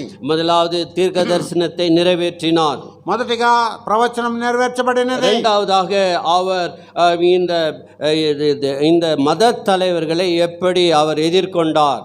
రెండవదిగా ఆ మత పెద్దలను ఏ రీతిగా ఎదిరించారు. ஆகவே அவர் ஆண்டவருக்கு தெரியும் அவர்கள் என் உயிரை வாங்க முடியாது, ஆனால் ஆண்டவர் அவர்களுக்கு தருணம் கொடுத்தார். కనుక ప్రభు ఎరుగును నా జీవమును వారు తీసుకొనలేరు, ఆయన ప్రభు వారికి ఒక తరుణం అనుగ్రహించాడు. 26 அதிகாரம் மத்திய எழுதின சுவிசேஷத்தில் வாசிக்கிறோம். మత్తయి రాసిన సువార్త 26 అధ్యాయంలో మనం చదువుతున్నాము. இந்த ஆண்டவர் இப்படி செய்வதினாலே மத தலைவர்களை செய்ய வேண்டிய காரியத்துக்கு அவரே துரிதப்படுத்துகிறார். కనుక ఈ రీతిగా చేయటాన్ని బట్టి ఆ మత పెద్దలను చేయవలసిన కార్యం కొరకే వారే ఉత్సాహపరుస్తున్నాడు. ஆகவே அங்கே 3ஆம் வசனத்தை வாசிக்கிறேன். 26:3 చదువుతున్నాను. அப்போது பிரதான ஆசாரியரும் வேதபாரகரும் ஜனத்தின் மூப்பரும் காய்பா எனப்பட்ட பிரதான ஆசாரியனுடைய அரண்மனையிலே கூடி வந்து இயேசுவை தந்திரமாய் பிடித்து கொலை செய்யும்படி ஆலோசனை பண்ணினார்கள்.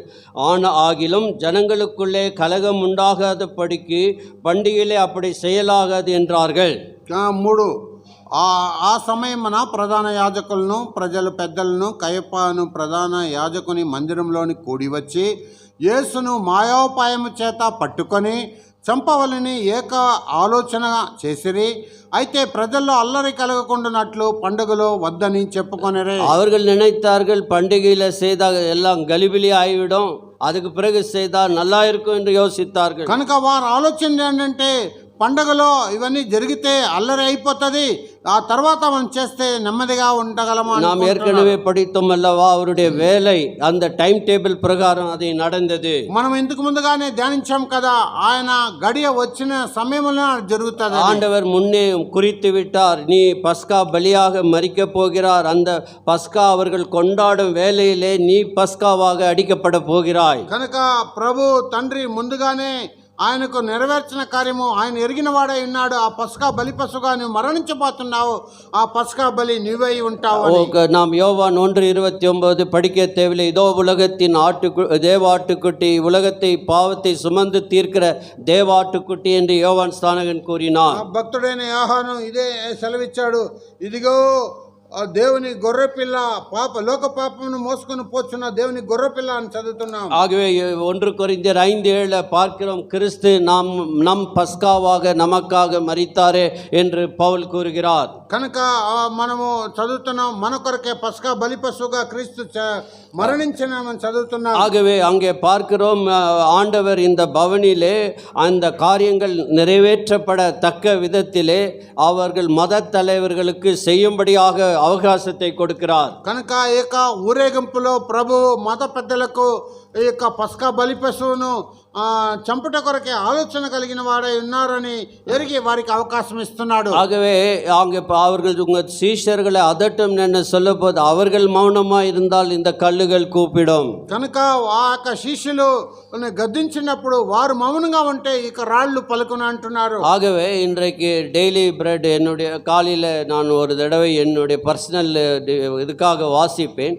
அதில் ப்ளூ ஸ்டோன் என்ற காரியத்தை குறித்து எழுதியிருந்தார்கள். కనుక డైలీ బ్రెడ్ అనే నాకు వ్యక్తిగతంగా క్వైట్ టైంలో సహోదరుడు చదివినప్పుడు దాంట్లో బ్లూ స్టోన్ అనే ఒక మాటను చదివాడు. இது பிரிட்டிஷ் டைம் மிகவும் பழைய காலத்திலே ஒரு ப்ளூ கல் பாறையை அவர்கள் கண்டார்கள்.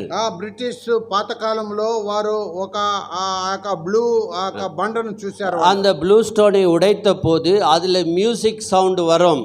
ఆ బ్లూ స్టోన్ వారు పగలగొట్టినప్పుడు వాటిలో సంగీతం వస్తుంది. அந்த காலங்களிலே கோவிலிலே கோயில் மணி அடிப்பார்கள். ఆ దినాల్లో ఆ ఆలయము గంట కొడతారు. ஆகவே இந்த கல்லை வைத்து ஒரு சத்தத்தை பலவிதமான சத்தங்கள் உண்டாகும். ఈ యొక్క బండలో అనేక రకమైన శబ్దములు వస్తాయి. அதுபோல ஆண்டவர் சொல்லுகிறார், நீங்க மௌனமா இருந்தால் இந்த கல்லுகள் கூப்பிடும். కనుక ప్రభు సెలవిస్తున్నాడు, మీరు మౌనంగా ఉంటే రాళ్ళు అక్కడ పలుకును అంటున్నాడు. ஆண்டவராகிய இயேசு கிறிஸ்து பிறந்த போது அங்கே பார்க்கிறோம், உலகத்திற்கு சமாதானம் என்று தேவதூதர்கள் அறிவித்ததை லூக்கா 2:14 வாசிக்கிற படிக்க நேரம் இல்லை. కనుక ఆ లూకా 2:13 మనం చదువుతున్నాము, ప్రభు పుట్టి జన్మించిన తర్వాత లోకమునకు సమాధానం కలుగునని ఆయన మనం ஆனால் இப்போது இந்த சூழ்நிலை பார்க்கும்போது 36 லூக்கா 19:36 படிக்கிறோம். లూకా 19:36 చదువుతున్నాము. கர்த்தருடைய நாமத்திலே வருகிறவர் ஸ்தோத்திரிக்கப்பட்டவர், பரலோகத்திலே சமாதானமும் உன்னதத்திலே மகிமையும் உண்டாவதாக. பரலோகத்திலே சமாதானம் என்று வாசிக்கிறோம். 38 చదువుతున్నాం, ప్రభు పేరట వచ్చు రాజు స్తుతింపబడును గాక, పరలోకమందు సమాధానమును సర్వోన్నతమైన స్థలంలో మహిమయు ఉండును గాక. పరలోకములో సమాధానం. 2:14 படிக்கும்போது பூலோகத்துக்கு சமாதானம் என்று சொன்னார்கள். కనుక 2:14 చదివేటప్పుడు ఆయన జన్మించిన తర్వాత భూలోకమునకు సమాధానం. ஏனென்றால் மேசியாவை நிராகரித்தபடியால் அவர்களுக்கு சமாதானம் போய்விட்டது. కనుక ఆ మెస్సయ్యను వారు తిరస్కరించిన కనుక ఆ సమాధానం వారికి వెళ్ళి, ஆகவே ஒளியின் ராஜ்யத்துக்கும் இருளின் ராஜ்யத்துக்கும் போராட்டம் உண்டு. కనుక వెలుగు యొక్క రాజ్యమునకు అంధకార రాజ్యమునకు ఇక్కడ పోరాటం ఉన్నది. அதனால் உலகத்திலே சமாதானம் இல்லை. కనుక లోకంలో సమాధానం లేదు. சிலுவையின் மூலமாக தேவன் அந்த சமாதானத்தை நமக்கு உண்டு பண்ணினார். కనుక ఆ యొక్క సిలువ ద్వారా ఆ యొక్క సమాధానం మనకు భూమి మీద కలుగ చేశారు. தயவுசெய்து கொலேசியர் 1:20 பவுல் அருமையாக சொல்லுகிறார். పౌలు గారు కొలొస్సీయులకు 1:20 చాలా చక్కగా రాయబడింది. கொலேசியர் 1:20 இந்த சமாதானத்தை குறித்து சொல்லும்போது அருமையாக அவர் எழுதுகிறார். కొలొస్సీయులు 1వ అధ్యాయం 20వ వాక్యంలో సమాధానం గురించి మాట్లాడుతూ చాలా చక్కగా వివరించబడింది. அவர் சிலுவையிலே சிந்தின இரத்தத்தினாலே சமாதானத்தை உண்டாக்கி பூலோகத்தில் உள்ளவைகளும் பரலோகத்தில் உள்ளவையும் யாவும் அவர் மூலமாய் தமக்கு ஒப்புரவாக்கி கொள்ளவும் அவருக்கு பிரியமாயிற்று.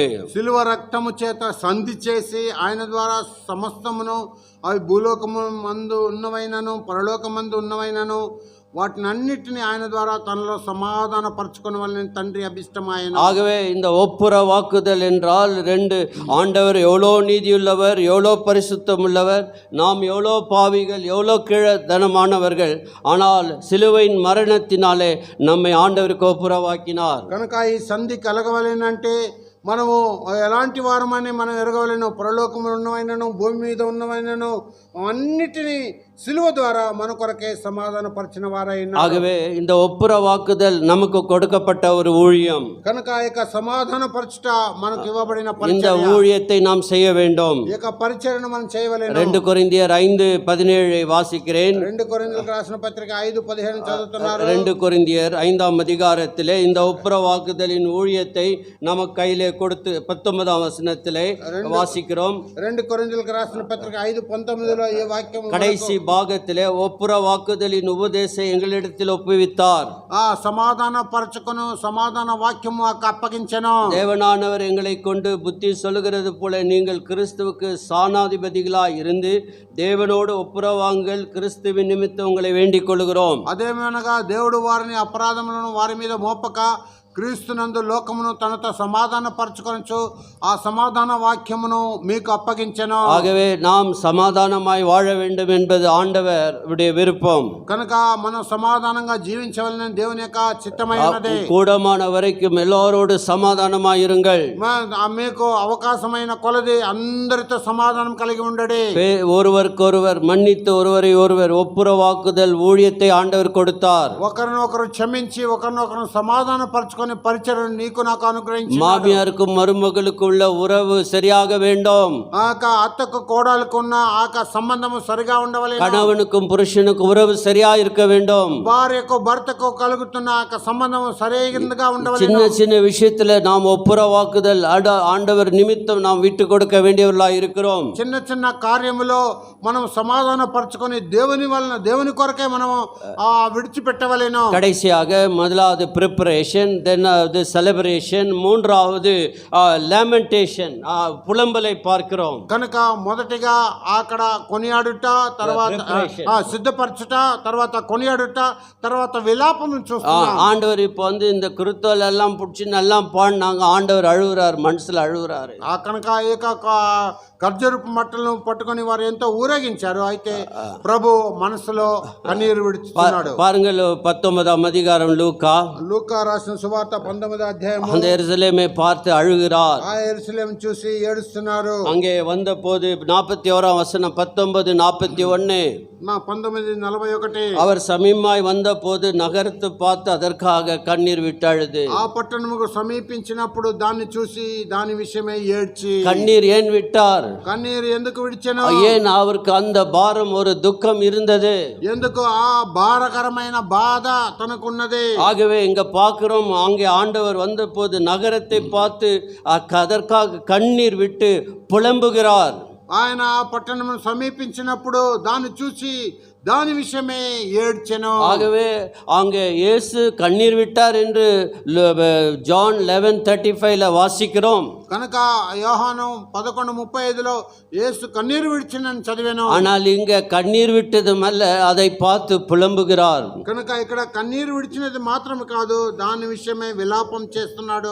இயேசு கிறிஸ்து உலகத்திலே இந்த இரண்டாவது தடவையாக கண்ணீர் விட்டார் என்ற பதத்தை நாம் வாசிக்கிறோம். కనుక లోకములో ఉన్నప్పుడు ప్రభువైన యేసు క్రీస్తు రెండవసారిగా ఇక్కడ కన్నీరు విడిచెను, ఏడ్చెనని చూస్తున్నాం. ஏன் கண்ணீர் விட்டார் என்பதை நாம் அறிந்து கொள்ள வேண்டியவர்களாய் இருக்கிறோம். ఎందుకో ఏడ్చాడని మనం ఎరుగవలసిన వారు. எரேமியாவின் புலம்பலை பார்த்தால் என் கண்ணீரெல்லாம் ஆறு போல ஓடுதுன்னு ஒரு சிமிலில, ஒரு அதாவது அதை ஒரு சிம்பாலிக்கல் வேல சொல்லுகிறதை பார்க்கிறோம். యెరెమయా ప్రవక్త ఒక చిహ్నముగా నాకు కన్నీరంతా కూడా నది వలె ప్రవహిస్తున్నదని సెలవిస్తున్నాడు. ஆகவே புலம்பல்னாவே அது அழுகிற ஒரு புத்தகம் தான். అది విలాపం అంటే అది ఏడ్చే కన్నీరు విడిచే ఒక పత్రిక. புலம்பல்ல வாசிக்கிறோம், உங்க பிள்ளைகளுக்காக எழுந்து மத்திய ராத்திரியில் அழுவுங்கள், ஜெபம் பண்ணுங்கள் என்று சொல்லப்பட்டு இருக்கிறது. విలాపములో చదువుతున్నాం, మీ పిల్లల కొరకు మధ్యరాత్రి లేచి మీరు విలాపించి కన్నీరు విడువడే. ஆகவே இன்னைக்கு வந்து இப்படி பல சூழ்நிலைகள் சாத்தான் பிள்ளைகளை தாக்கும்போது நாம் என்ன செய்ய வேண்டும்? ஒன்று தான் ஜெபம் செய்ய வேண்டியவர்களாக இருக்கிறோம். కనుక పరిస్థితులు అనానుకూలంగా ఉన్నప్పుడు పిల్లలను అపవాది ఆయన చేతిలో ఉన్నప్పుడు మనము విలాపించి ప్రార్థన చేసి ఏడ్చేవారమే. அதனால தான் எரேமியா 9:1 வாசிக்கிறோம், எரேமியா ஒரு பாரம் கொண்ட ஒரு தீர்க்கதரிசியாக காணப்பட்டார். కనుక యెరెమయా 9:1 మనం చదువుతున్నాం, యెరెమయా ప్రవక్త భారం కలిగిన ప్రవక్త అయి ఉన్నాడు. ஏன் ஆண்டவர் எருசலேமுக்காக அழுதார்? ఎందుకో ప్రభు యెరూషలేము కొరకు ఏడ్చాడు. அதுக்கு கொடுக்கப்பட்ட வாய்ப்பை இழந்து போனதுக்காக அழுகிறார். దానికి ఇచ్చిన అవకాశంను వారు పోగొట్టుకున్న దాన్ని బట్టి ఏడ్చాడు. 43ஆம் வசனம் 43 వాక్యం 19:43 19:43 உனக்கு கிடைத்த இந்த நாளிலாகிலும் உன் சமாதானத்துக்கு ஏற்றவைகளை அறிந்திருந்தால் நலமாயிருக்கும், இப்போது அவைகள் உன் கண்களுக்கு மறைவாய் இருக்கிறது. 42 వాక్యం తెలుగులో ఉన్నది, నీవును ఈ దినమందైనను సమాధాన సంబంధమైన సంగతులు తెలుసుకొని నడలా నీకెంతో మేలు, కానీ ఇప్పుడు அவை நீ கண்ணுలకు மறுகு செய்யப்படினவை. ஆண்டவர் பின்னிட்டு பார்க்கிறார். உங்களுக்கு கிடைத்த காரியங்கள் எல்லாம் யோசித்து பாருங்கள். உங்களை எப்படி தேவன் வெளியே கொண்டு வந்தார், என்னெல்லாம் உங்களுக்காக செய்தார், எல்லாத்தையும் மறந்து போயிட்டீங்களேன்னு அழுகுறாரு. కనుక ప్రభు ఆయన జరిగిన కార్యములన్నీ కూడా జ్ఞాపకం చేసుకొని ఆయన కన్నీరు విడుస్తున్నాడు. నువ్వు ఏ కార్యములో ఏ కాలంలో నువ్వు వదిలిపోయి ఉన్నావు వాటిని అన్నిటినీ క్షమించి నిన్ను విడిపించి తీసుకొచ్చాను, అయినా కూడా నువ్వు మర్చిపోయావు. பாருங்க 43ஆம் வசனத்துல வாசிக்கிறோம், 43 వాక్యం, உன்னை சந்திக்கும் காலத்தை நீ அறியாமல் போனபடியால் ప్రభు నిన్ను దర్శించే కాలము నువ్వు ఎరుగకుంటివి. your time of visitation, నువ్వు దర్శించే కాలమున నువ్వు ఎరుగకుంటివి. ஆண்டவர் அவர்களை பல விதத்தில் விசிட் பண்ணாரு. ఆయన అనేక రకములుగా ప్రభు దర్శించెను. தீர்க்கதரிசிகளை கொண்டு சொன்னார், ఆ ప్రవక్తలను బట్టి చెప్పాడు. అనేక కార్యங்களை దృష్టాంతப்படுத்தி சொன்னார். అనేక కార్యములను ఉదాహరణగా దృష్టాంతం ఇచ్చి చెప్పాడు. எசேக்கியேலுடைய காரியத்தை கொண்டு சொன்னார். ప్రవక్తన ఎస్కేలును బట్టి కూడా చెప్పాడు. நீ என்ன சொன்னாலும் செவிடம் காதுல சங்கு ஊதன கெதியதான் அவங்களுக்கு இருந்தது. నీవు ఏమి చెప్పినా కూడా చెవిటివాని చెవిలో శంకు ఊదినట్టుగా కనబడుతుంది. ஆகவே அவர்கள் அந்த நேரத்தை அறியாதவர்களாய் இருந்தார்கள். వారు ఆ సమయమును ఎరగకుండా ఉన్నారు. ஆகவே அவர்களுடைய இக்னோரன்ஸ், அவர்களுக்குள்ளே இருக்கக்கூடிய அறியாமையை பற்றி அழுகிறார். కనుక వారిలో ఉంటున్న తిరుగుబాటును ఎరగకుండా ఆ యొక్క తిరుగుబాటు அறியாமை, ఇగ్నోరెన్స్னா అమాయకుడుగా తెలియకుండా వారికి తెలియకుండా అమాయకత్వంలో ఉన్న వారిని బట్టి ఏడ్చారు. வேதத்தை படிச்சிருக்க வேண்டும், தீர்க்கதரிசிகள் சொன்ன வார்த்தை கேட்டு இருக்க வேண்டும், లేఖనమును ధ్యానించి ఉండవలేను, ప్రవక్తలు చెప్పిన మాటలను విని ఉండవలేను. బైబిల్ அவங்களுக்கு ஒரு புது புக்கா இருக்குது. బైబిల్ గ్రంథం వారికి ఒక కొత్త పుస్తకముగా ఉంటున్నది. we are illiterate in bible. நம்முடைய பைபிள்ல படியாதவர்களாய் இருக்கிறோம். మన బైబిల్ గ్రంథమును మనం తెలియని రీతిగా చదువులేని వారముగా ఉంటున్నాం. நமக்கு ఆండவர் இவ்வளவு ஒரு பெரிய பைபிள் அச்சிட்டு கொடுக்கும்போது படிக்காதவர்களாய் இருக்கிறோம். మనకు ఇంత గొప్ప బైబిల్ను మనకు ముద్రించి ఇచ్చినప్పుడు అవివేకులమే, జ్ఞానం లేని వారమే చదవకుండా we are living a ignorant, அதாவது அறியாமையிலே வாழ்ந்து கொண்டு இருக்கிறோம். ఎరగకుండా మనం జీవిస్తున్నాం. இந்த இஸ்ரவேலுக்கு கிடைத்த ஸ்லாக்கியங்கள் எல்லாம் எவ்வளவு பெரியது, எவ்வளவு வாய்ந்ததாக இருக்கிறது. ఇశ్రాయేలుకు దొరికిన యొక్క భాగ్యమంతా ఎంత గొప్పదిగా ఉంటున్నది. அவர்களுடைய கண்ணு குருடாக்கப்பட்டது. వారి యొక్క మనోనేత్రము గుడితనము కలుగ చేయబడింది. இயேசு கிறிஸ்து பிறக்கிறாரே என்று அவங்க அறியாதவர்களாக இருந்தார்கள். ప్రభువైన యేసుక్రీస్తు జన్మించబోతున్నాడని వారు ఎరగకుండా ఉన్నారు. ஆகவே அப்போது தான் எங்க பிறப்பார் என்று தேடுகிறார்கள். అప్పుడే వారు ఎక్కడ జన్మించబోతున్నాడని వెతుకుతున్నారు. ஆண்டவர் பின்னோக்கி பார்த்தார், ఆను వెనకాల తిరిగి చూసెను. ஆண்டவர் உள்நோக்கி பார்த்தார், అందరూ అంతరంగంలో చూసెను. அவர் சுற்றிலும் பார்த்தார். ఆయన చుట్టుపక్కల దర్శించెను. அவங்களுக்குள்ள రిలీజియస్ యాక్టివిటీ இருந்துச்சு. వారిలో ఒక మత ప్రకారమైన పరిస్థితి కనబడుతున్నది. 2 மில்லியன் பாஸ் ஓவர் டைம்ல எருசலேமுக்கு வருகிற 2 கோடி ஜனங்கள் வருகிற காரியத்தை எல்லாம் அவர் பார்த்தார். 2 కోట్ల ప్రజలు ఆ యెరూషలేముకు వచ్చే కార్యమును ఆయన చూశాడు. రిలీజియాసిటీ ரொம்ப ரொம்ப மதம் அங்கே பரவசமாய் கொண்டாடுகிறார்கள். ఆ మతపరమైన ఆచారమును ఎంతో పరవశముగా వారు కొనియాడుచున్నారు. ஆனால் அவர்களுடைய இருதயம் பாவத்தினாலும் கட்டுகளினாலும் நிறைந்திருக்கிறதை கண்டார். అయితే వారి హృదయం పాపం ద్వారా కట్టబడిన బంధకములో ఉంటున్నారు.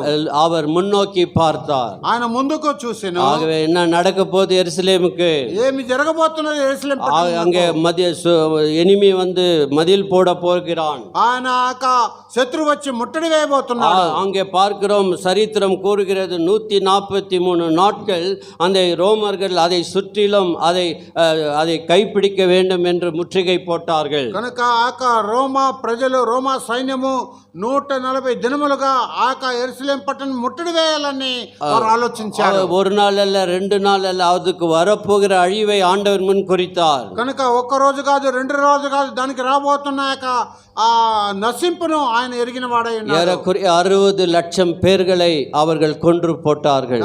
దాదాపు 60 లక్షల ప్రజలను వారు చంపివేశారు. ஆகவே ஆண்டவர் தரிசிக்கிற காலத்திலே அவரை அறியாமல் விட்டு விட்டார்கள். కనుక ప్రభు దర్శించే కాలంలో వారు ఎరగకుండా వదిలివేశారు. ஆகவே அவர் எங்களுக்கு ராஜா வேண்டாம், ఆయన మనకు రాజు అవసరం లేదు. ஆகவே அவர் தமக்கு சொந்தமானதிலே வந்தார், சொந்தமானவர்களோ அவரை ஏற்றுக்கொள்ளவில்லை. కనుక వారి యొక్క సొంత జనాంగం కొరకు వారు వచ్చారు. అయితే సొంత జనాంగం వారు ఆయన అంగీకరించలేదు. தமக்கு சொந்தமானதில் வந்தார், சொந்தமானவர்களோ அவரை ஏற்றுக்கொள்ளவில்லை. వారి సొంత వారి కొరకు వచ్చారు, అయితే వారు ఆయన అంగీకరించలేదు. 11వ అధ్యాయము 11వ వాక్యం. John 1:11. యోహాను 1వ అధ్యాయము 11వ వాక్యం. He came unto his own and his own received him not. ఆయన తన స్వకీయ ఎద్దులకు వచ్చెను, ఆయన స్వకీయులను ఆయన్ను అంగీకరింపలేదు. பாருங்க, ஏற்றுக்கொள்ளவில்லை. అయితే స్వకీయులు అంగీకరింపలేదు. இந்த கூட்டத்தில் நீ ஆண்டவர் ஏற்றுக்கொண்டு இருக்கிறாயா என்பது தான் முக்கிய கேள்வி. ఈ యొక్క గుంపులో మీరు ప్రభువును అంగీకరించున్నారనే ஒருவேளை உன் இருதயத்தை ஆண்டவருக்கு கொடுக்காவிட்டால் இன்று இருதய கதவை தட்டி கொண்டிருக்கிறார். కనుక మొదటిగా నీ హృదయం ప్రభువుకు ఇవ్వకపోతే నీ హృదయ తలుపులను తట్టుచున్నాడు ప్రభు. இவர்கள் என்ன சொன்னார்கள்? லூக்கா 19ஆம் அதிகாரம், లూకా 19వ అధ్యాయంలో వీరేం చెప్పారు? 19:14 வாசிக்கிறோம். 19:14 చదువుతున్నాం. இவன் அவனுடைய ஊரார் அவனை பகைத்து இவன் என்மேல் ராஜாவா இருக்கிறது எங்களுக்கு மனதில் என்று சொல்லும்படி அவருக்கு பின்னே ஸ்தானாதிபதிகளை அனுப்பினார்கள். అయితే అతని పట్టణస్థులు అతన్ని ద్వేషించి ఇతడు మమ్ము నేలుట మాకు ఇష్టం లేదని అతని వెనుక రాయబారం పంపిరి. இவன் எங்கள் மேல் ராஜாவாய் இருக்க நாங்கள் விரும்பவில்லை. ఈయన మా మీద రాజుగా ఏలుట మాకు ఇష్టం లేదు. இயேசு கிறிஸ்துவை புறக்கணித்து விட்டார். ప్రభువైన యేసుక్రీస్తుని తిరస్కరించారు. Are you rejecting him or you are going to accept him? నువ్వు తిరస్కరిస్తున్నావా దేవుని అంగీకరిస్తున్నావా? ஆண்டவர் விசிட் பண்ற நேரம், இந்த நேரம் கூட உன்னோடு ஆண்டவர் பேசுகிறார். దేవుడు దర్శించే కాలము సమయము, ఈ సమయంలో కూడా దేవుడు నీతో நீ మాట్లాడుతున్నాడు. என்ன சொன்னாலும் நான் இப்படித்தான் இருப்பேங்க பிரதர். ఏమి చెప్పినా కూడా నేను ఇలాగనే ఉంటాను என் సహోదరుడా. நேரத்தை சரியான விதத்தில் பயன்படுத்த மாட்டேன். నేను ఆ యొక్క సమయమును సరైన విధములో నేను ఉపయోగించుకోలేను. ஆண்டவர் கொடுக்கும் தருணத்தை நீ துர்பிரயோகம் செய்தால் ஒரு நாள் வரும், அந்த நாள்ல உனக்கு நேரம் கிடைக்காது. నువ్వు ప్రభు ఇచ్చే సమయమును నిష్ప్రయోజనం చేసినట్లయితే ఒక సమయం వస్తుంది, ఆ సమయం నీకు దొరకదు. இந்த ராஜா உனக்காக எனக்காக மரித்தார். ఈ రాజు నీ కొరకు నా కొరకు మరణించిన. அவருடைய அன்புக்கு எல்லை இல்லை. ఆయన ప్రేమకు సరిహద్దు లేదు. முடிவு பரியந்த அன்பு கூர்ந்தார். ఆయన అంతం వరకు ఆయన ప్రేమించిన. யூதாஸ் காட்டி கொடுக்க போகிறான். యూదాసు ఆయన అప్పగించబోతున్నాడు. பேதுரு மறுதலிக்க போகிறான். పేతురు తిరస్కరించబోతున్నాడు. எல்லாரும் விட்டு ஓடி போவார்கள். అందరూ విడిచి పారిపోతారు. அவர்கள் முடிவு வரைக்கும் he loved them unto the end. అంతం వరకు ఆయన ప్రేమించిన వాడై ఉన్నాడు. பிரியமான சகோதரனே சகோதரியே, ప్రియమైన సహోదరి సహోదరుడా, என்னை நேசிக்கின்றாயா? నువ్వు నన్ను ప్రేమిస్తున్నావా? நம்ம பாடுறோம்ல ரொம்ப அருமையா, என்னை நேசிக்கின்றாயா, கல்வாரி காட்சி கண்ட பின்னும் என்னை நேசிக்கிறாயா என்று பாடுகிறோம். కనుక నన్ను ప్రేమిస్తున్నావా, సిలువ దృశ్యమును చూసి నన్ను ప్రేమిస్తున్నావా అని పాడుతున్నాం. நம்மை ஆண்டவருக்கு அர்ப்பணிப்போம், ஒப்பு கொடுப்போம். మనం ప్రభువుకు సమర్పించుకొని అప్పగించుకుందాం. அவர் நம்முடைய வாழ்க்கையின் ராஜாவாய் இருக்க வேண்டும். మన జీవితపు రాజై ఉంటున్నాడు ఆయన. தேவன் உதவி செய்வார். దేవుడు సాయం చేయను గాక.